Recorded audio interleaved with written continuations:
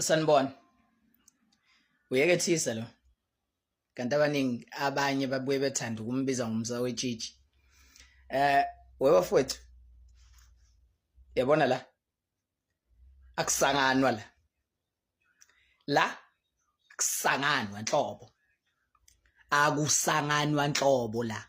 Ayi, bafowethu mina namhlanje nje ngisukuma nesincomo especially kwi National High Command.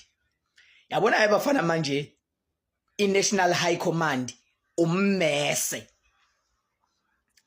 Yabona manje iMK Party ummese.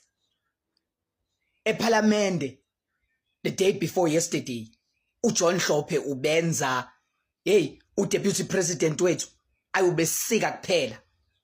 Ubesika kuphela to one of the most intriguing speeches awashilo lapha elento zene eParliament. Yes, kwangagcina lapho kuphela kwazoba uColin iChief Whip yami madoda uMakhubela. Hayi ngeke mina mfowethu hayi ngachuza kahle ngachuza kahle ngeke.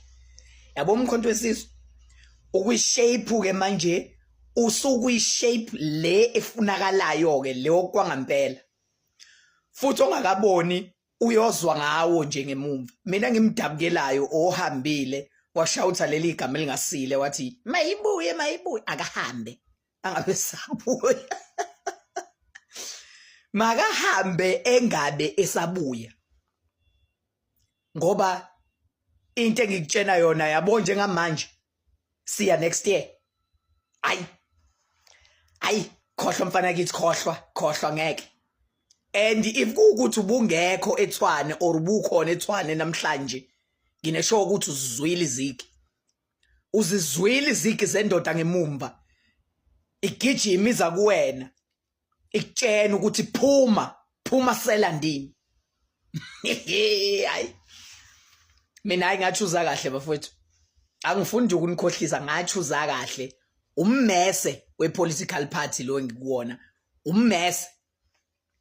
Sengayisho lokho omunye olentuzana osanganayo oyisanganelayo nje ukuthi hayi ukwasha kwacima MK Party. Hayi.